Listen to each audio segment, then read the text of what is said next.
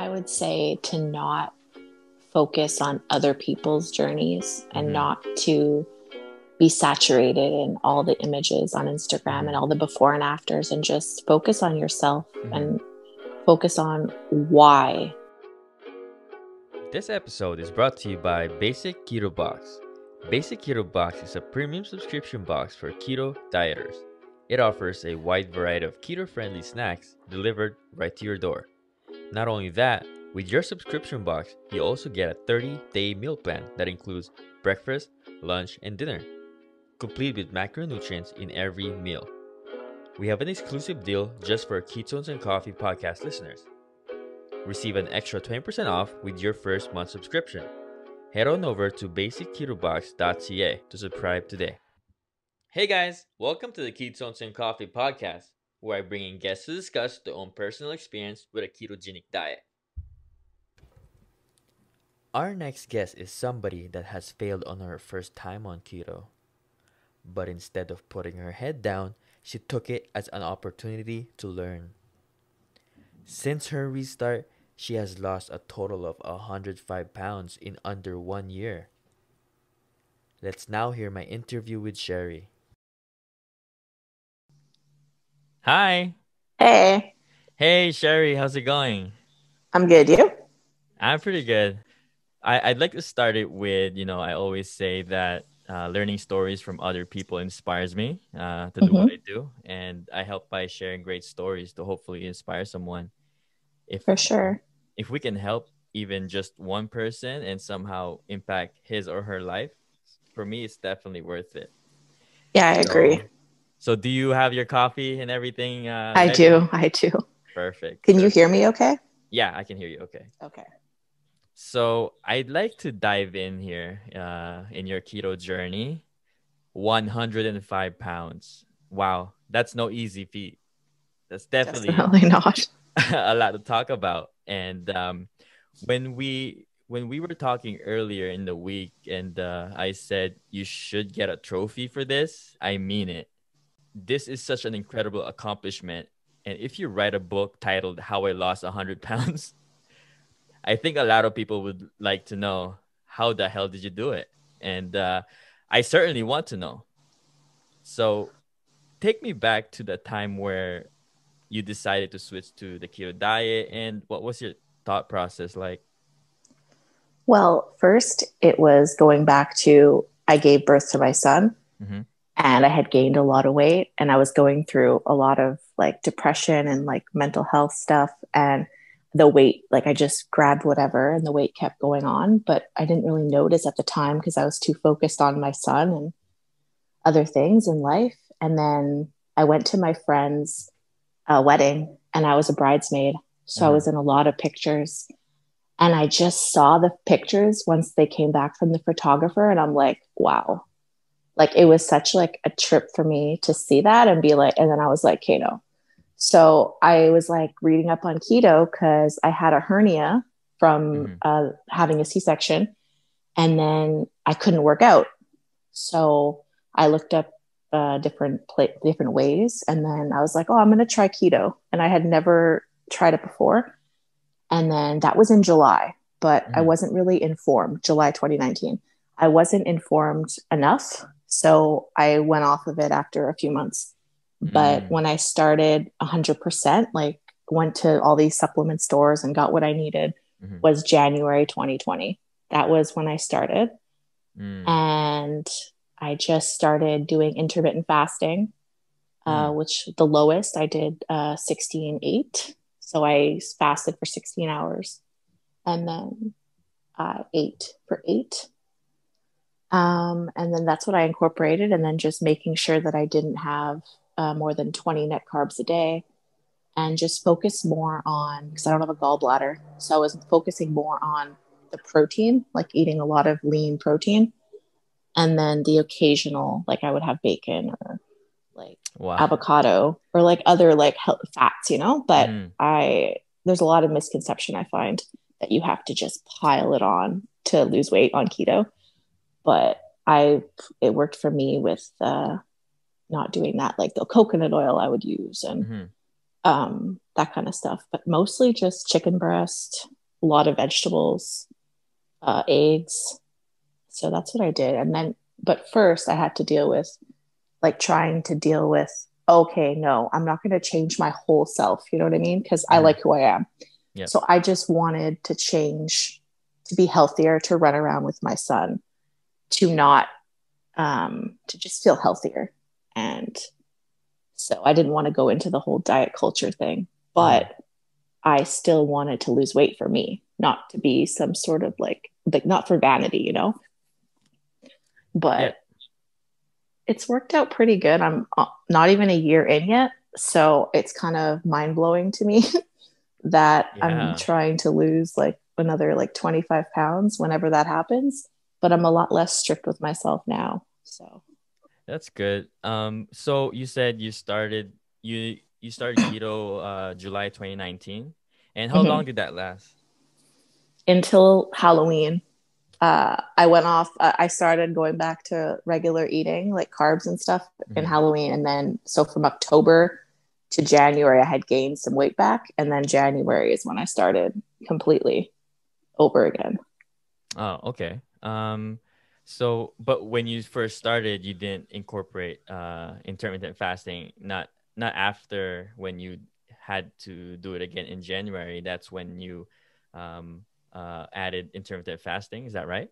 Yes, I didn't really know what it was about or how it could help me before that.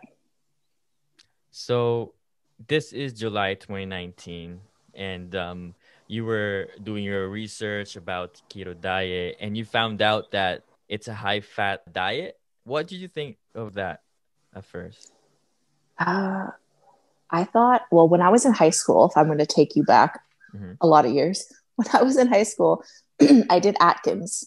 And that's like a sort of variant of keto, but it was too hard for me. Like I found constantly eating that way, I didn't enjoy it. But when I discovered keto and I saw that everyone on Instagram and stuff was just like baconators and just like eating like all the fat they could eat, I'm like, oof. I'm like, I don't know. Sign me up.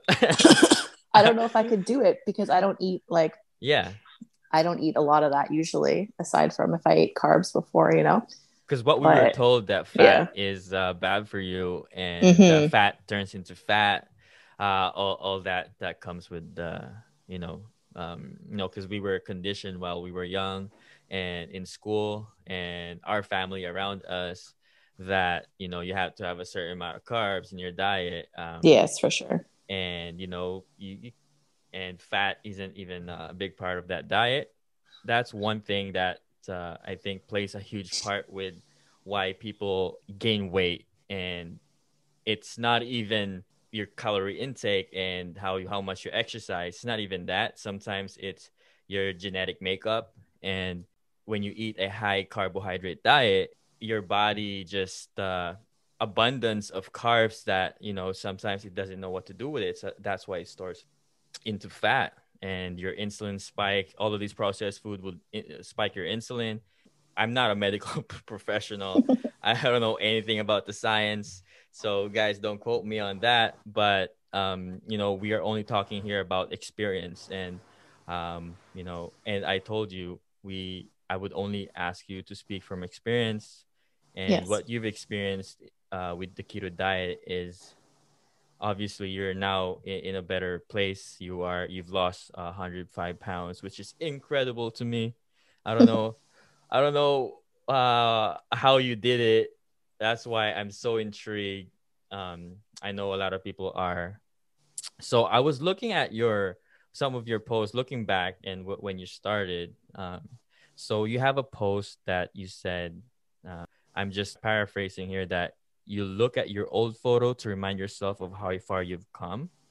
I say this to my wife all the time. When she started her business on Etsy, her first year was awful.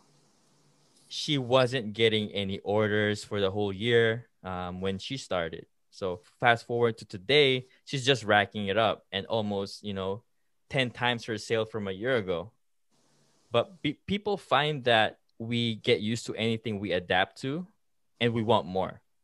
So I would ask her, do you realize how much you've grown from the past year? you know, sometimes we just have to step back and give ourselves a pat on the back. So at the time, take me back to 6 months into the diet. Why do you think it's important to remind yourself what you've accomplished? Because you've accomplished so much 6 months into the diet, and you've lost so much weight, and sometimes you plateau. Take me back. What's your thought process back then? That's why I said before that I had to kind of rewire my brain and focus on that aspect of it, because you're so brainwashed over the years with all the media and stuff. Mm-hmm. So when I started this, and other people were noticing, and I noticed when I started to lose weight, but my mind was still in that mindset of, oh, you need to be thin or whatever. So I had to be like, no, let me relax and like take my own time and be my own healthy version of myself, you know? Mm-hmm. So 6 months ago, when I was hitting a plateau, I was kind of had to talk myself out of stopping and being like, no, it's just like trust. My friend said to me, who also does keto, trust the process. And she would tell me that. And I'd be like, oh, I really need to. So when I found a picture from July to, let's say, January, February, like the difference was insane. Mm-hmm. And I didn't notice because I'm so wrapped up in my day to day. Mm-hmm. And then so looking back at the pictures, I'm not like, ugh, those pictures, like some people are. Mm-hmm. I was just like, oh wow, like this is real. Like I did accomplish that. So I had to work with myself first, and I did. So I dealt with all my issues about what I went through in high school and college and whatever. So now when I'm hit a plateau, I don't feel the urge to binge or to go off keto. I'm just like, you know what? If I'm going to have something that's not keto, then it's not the end of the world, Yeah. because you're going to gain water weight. Basically, that's it. And then the next day or 2 days later, you're just going to go back to your regular lifestyle, because that's how I feel. If I eat carbs now, I kind of feel a little gross. So then I go back to the keto diet, and it didn't affect my life. You know what I mean? But Yeah. I still wanted to eat that pizza, and I did, but I didn't go off the rail or whatever you want to call it. Yeah. Whereas when I was younger, I would have, because I would have been like, well, it's all ruined, Yeah. Whereas now I've matured, so I'm able to go off and have these treat days and then come back and continue. Yeah. And when you go back to your old ways, I do. And I'm not perfect. I'm gonna go back. Sometimes I'd like to, I love hamburgers. And that's the one thing about me that if I'm going on a trip, I would have a hamburger, but Mm-hmm. I'm not gonna punish myself for having that hamburger. I know myself, and like you said, when you do have carbs again, you feel like you're not yourself, and Mm-hmm. you know that, oh, okay, I need to go back um to keto. You have to be aware of what you're eating, and how you felt after eating that food. When you started the keto diet, I want to go back. When you started the keto diet, did you experience the keto flu? No, I didn't, because I did a lot of research and I made sure that my electrolyte game was on point. Uh-huh. And I made sure that I got supplements as well from extra magnesium. Mm-hmm. And in the beginning, I bought like Gatorade Zero and Mm-hmm. BioSteel and all like the brands for electrolytes. But now I just get Neosport and I put it in my water. And it also promotes me to like drink like 96 ounces, let's say, of water a day, Mm-hmm. which is what I need. So I didn't get the keto flu. So maybe like Interesting. in January, like when I Mm-hmm. first started, because I wasn't as equipped.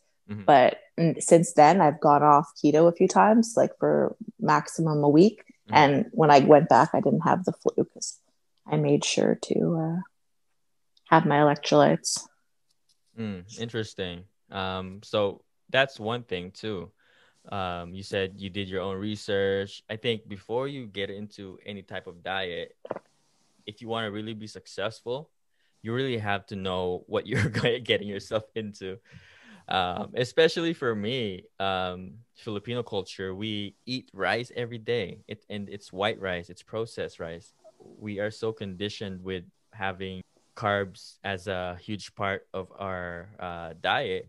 When I started keto, I crashed. My whole body's really sore the next day. It's your body essentially looking for that energy source. And once you get over that hump, um, your body will use fat as fuel. It's your body transitioning into a new energy source, which is fat intake. And so I did my research then, but it was brutal to me not having carbs in my diet. And it's just we when you don't know about the keto flu, it's so easy to go back to your old habits and say, hey, it's not for me. For sure.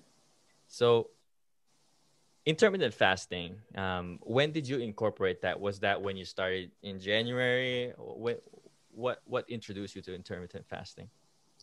I had always heard about it because it's been around for a while, but I was just like, oh, can I actually go this many hours, without eating and then condense my eating window?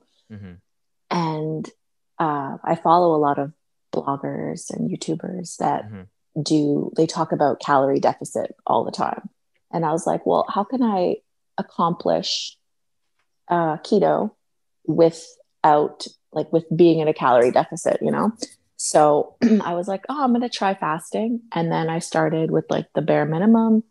And now I just completed a 37-hour fast. Wow. Accompanied with bone broth, which I really don't like. Bone broth and like black coffee, electrolytes. And I was okay. I felt fresh and it was good. But every day is usually, I'm trying to push it to do 18-6. So I'd probably eat 12 to 6. I think that would work because I don't eat past 6. I feel like that helps too. Like, even though it's not science that like if you stop eating at a certain time, it's all about calories. But I just find eating dinner with my son at like 5:30, and then finishing off at 6 with like some sort of snack or something. Yep. I feel like that helps a lot. And then that way I could eat earlier in the morning if I finish earlier at night. Yeah. But I don't know. I'm trying to remember back when I started fasting. I probably stumbled quite a bit because you get really hungry, and that just gives me like, I get hangry, I get angry a lot when I'm hungry. You're going to get that. So now I'm like, oh, I could, because coffee all of a sudden, like diuretic and everything, like makes you full. And so when you're fasting, that's like such an asset. And same with electrolytes, because otherwise you're going to get a headache. You're going to feel like faint, especially with a longer fast. So electrolytes, black coffee, and then reluctantly bone broth. But I've heard so many keto people love bone broth. So I was like, oh, I'm going to try it, and never again. But no, I hate it. But I'm going to buy chicken broth. I'll probably do that. But so first of all, does bone broth break your fast? No, it doesn't. No? It's 40 calories for a cup, and it has 9 grams of protein. So that's why people use it while they're doing extended fasts, so that they can go longer. Interesting. That's interesting. Sometimes I do what they call a dirty fast, which I didn't understand. I didn't know that was a thing even. But I drink heavy cream, like a splash of it, with my collagen flavored protein. And that's what I use. And then that technically is like, I think 75 calories or something. So it would break my fast, but I don't care. I drink it anyway. Oh yeah, no, for sure. For me, I started OMAD like 5 days ago. Wow. And I've been doing intermittent fasting. I was doing 16 and 8 for the last couple of years.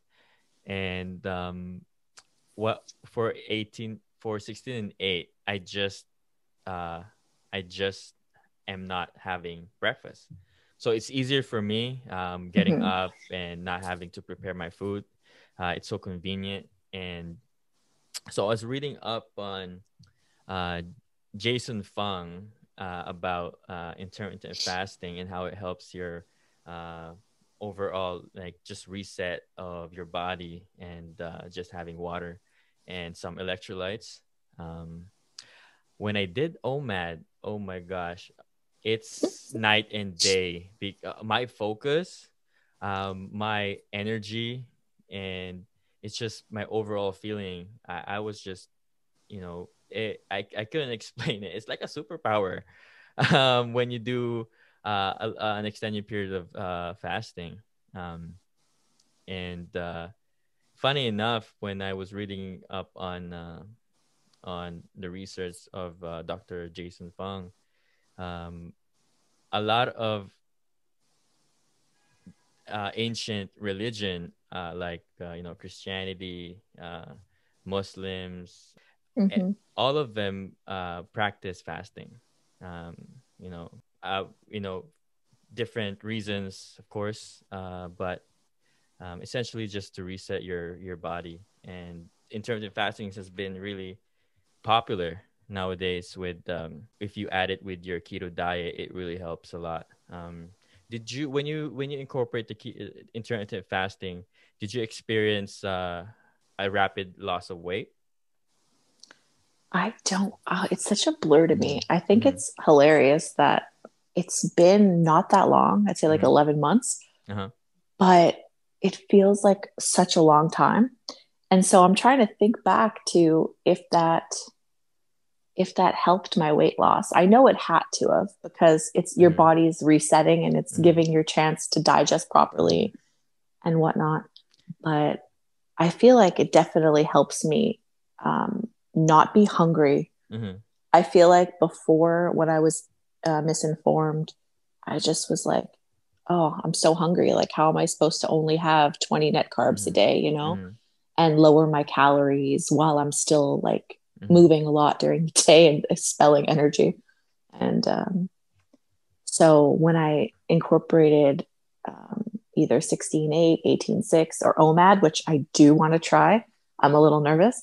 But Mm-hmm. when I incorporated that, I was like, oh, this actually helps not feel hungry. It takes Mm-hmm. away that feeling. Yeah. Um, and also, I'm not as irritable. There are still some times where I'm like, oh, just super salty.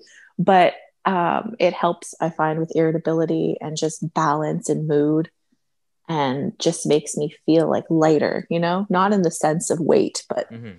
in just like my mental clarity, and feeling like I can go and work out Yeah. and not feel like weighed down. Yeah. Yeah. Exactly. So that helps a lot. But I do want to try the OMAD. Like I've been checking it out, but I'm trying to think of how to get all my calories with that one meal. Yeah, I think So you're gonna that's do daunting. well. I think you're Yeah. gonna do well just because you've done the 16 and 8. And to me, you're just gonna extend it a little bit further and make sure the first time, I the fourth day, I think, I had a headache just Mm-hmm. because I think I have a low glycemic, low sugar, because I wasn't having, any electrolytes. I was just, maybe I forgot to hydrate myself that day because I was feeling really great about myself. I was, because your days, when you're so focused on your day, it just flies by. Probably that's probably Agree. what happened, and I probably forgot to hydrate myself, but I feel good now. So I did that for 5 days, and now I'm back to 16 and 8, and I feel good. I think I'm gonna do it again to reset, maybe in a few weeks. The feeling I cannot explain. This stretch, I was really feeling sluggish. I was just in a slump. Maybe it's the weather. I'm not sure. But when I got on the OMAD, one meal a day, I really, I was rejuvenated. I felt great. I have so much energy, and I think you're really gonna do well since you've, conditioned yourself to the 16 and 8. Yeah, I think you'll do well. Hopefully, I will try it for sure. Yeah, yeah. What was the food that you've really missed since you're on keto? I'm going to say anytime I had a treat day, it was pizza. Mm. Like ordered pizza, not made Yeah. pizza, because if I'm going to go all out, it's going to be delivery. And I feel like I've made so many different keto pizzas and they help for the most part, but regular pizza, like it's the best for me. That's what my go-to is. So like every couple months or something, I'm like, you know what, I'm gonna have pizza. And my son loves pizza too, so it works. Wow. I love that you said that, because every Friday we do meats up Fridays. Oh my goodness, I haven't tried that yet. You should. Okay. Disclaimer: I'm not gonna say it's gonna be the same thing, but the toppings really make a difference. They do. They do. The toppings. So have the same toppings your favorite pizza. Maybe it's a lot more filling because the meat is so much heavier. And I'm trying to sell you on this, but it really works for us. I don't know. I haven't had pizza in a while. Maybe because we're having pizzas every Friday, and it's my mom and my dad, they live with us, and I don't know, they make fun of the pizza, but they always say it's not the same. I'm still working on convincing them to get on this diet, but that's why I'm educating myself now, and having you on here would I'm learning from you on. I'm still processing that 100 pounds in under a year. I'm still So am I. I'm still processing that. If I were to, I'm sure you're getting questions left and right, and how you did it in under 1 year. Losing 100 pounds is really incredible. And if you were to tell me how you did it in a few words, and what my mindset should be going into it, what would you say? I would say to not focus on other people's journeys and not to be saturated in all the images on Instagram and all the before and afters, and just focus on yourself and focus on why you want to do this and what drives you. And if what drives you is something superficial or what you feel forced into, then it's not going to work, because I've done countless other things and it's just ricocheted and it just didn't work for me. So now I'm in control of my own life. I'm in control of what I buy in the grocery store. Also having a plan, because when I don't think ahead and say, oh, these are my carbs for breakfast, lunch, and dinner, or whatever, I'm going to either overeat or I'm going to not know, and I'm going to be hungry. I'm going to be like, I don't care.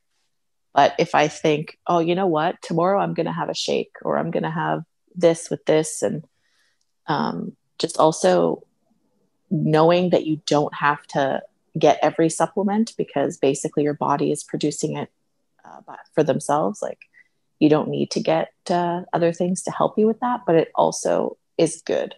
Like, I take certain supplements that help me feel more energized. Like I see in your sign, ketones and coffee. I've had quite a few ketone supplements, which have helped me with energy and focus. And I'm trying to circle back to what else I would tell somebody, just to stay consistent and not worry about the scale, because there's that hashtag NSV for the reason. Like, there's a lot of other victories in keto that don't revolve around the scale. I'm trying to teach myself that as well, because I happen to check the scale too much, but I'm trying to work on that. That's something I'm going to work on for 2021, to just focus on how I feel and less of the numbers. So that's what I would tell somebody, especially when they're dealing with plateaus and stuff. I love that. Just because keto is not just a New Year's resolution. It's a lifestyle. And Exactly. And if you're going into keto thinking that, this is just a short thing. It's just lose weight. Um, Once you go back to your old habits, you're gonna feel the difference. And Mm-hmm. for me, this is a lifestyle change for me now, and I enjoy it. I love it. There's a lot of food that are keto. Mm-hmm. There's a lot of, maybe pizza is something that you love, but we could have a version of that called the pizza. But there's a lot of things. You can have pies, keto pies. There's a lot of Ice uh, cream. ice cream. There's bakeries. Mm-hmm. There's bread, and I know it's not gonna be the same, but you will learn to love it because it's such again, what you said, you feel so good when you're on keto, plus when you're intermittent fasting and all of that. um I love it. The holidays are coming, and January, you know um your New Year's resolution, new year, new me. I love how you've stuck with it. And is it gonna be your lifestyle now? Keto. You see yourself being on keto for years? Uh, I would say that I'm still trying to lose 25 Mm-hmm. and however that long that takes. Mm-hmm. I can see myself transitioning to maybe lower carb, Mm-hmm. like some people do 50 and under a Yep. day Yep. or something like that, just so that I can be a little bit more Yep. relaxed with Yep. what I choose to eat. Mm-hmm. But like you were saying before, I love going to a bakery, a keto bakery, or Mm. like we have a marché tao here in Montreal. Mm-hmm. And just they have so many options now, not as much as Ontario and the US, which Mm-hmm. still irritates me. But we do have a good enough, like I'd get this loaf of bread that's so good. And it takes away that craving for bread, you know? Yeah. So I'm happy with that. We still don't have the keto ice creams here, but we do have some of the pizzas like Unbun and a few of the other alternatives. So that I feel like is my Mm-hmm. treat in itself, you know, because it's rather expensive. Mm-hmm. So I'd go and get that if I'm going to do the pizza. I'm going to get Yes. the ground chicken or turkey or whatever, and going to make that pizza. Yes. Yes. Absolutely. And you don't have to be super strict with your diet. You could have, higher than 20 carbs. It's flexible. It's up to you, Mm-hmm. however, whatever works for you. And you can always go back to the keto diet. And I, I, I am so in awe with what you've accomplished. I know you're still going, you're keeping this diet to lose 25 more pounds. And I think you could do it. I know you could do it. You've given me so much information about how you accomplished this magnificent thing. I can't wrap around my head around it still, but under a year, it's incredible. And I'm so grateful to you for coming on, sharing your story, and I really appreciate you. And we will. Pretty sure it's going to impact somebody that's maybe, um, you know, looking to lose pounds, looking to lose weight, and always having to go back to their old habits because they can't get over the hump. And you've shared with us here how you did it and what helped you, going forward with this diet, and what helped you um, in the beginning. And so, good luck with everything. Thank you so much for Thank coming you. on. And I really, really appreciate you. This will resonate with a lot of people. Thank you so much. I really appreciate you. Thank you. I appreciate you guys having me. Thank you. So, guys, there you have it. You've just heard Sherri talk about how she accomplished this big goal by staying focused on herself, her own journey, and happiness. If you like hearing stories like this, make sure to follow us so you get notified every time we upload a new episode.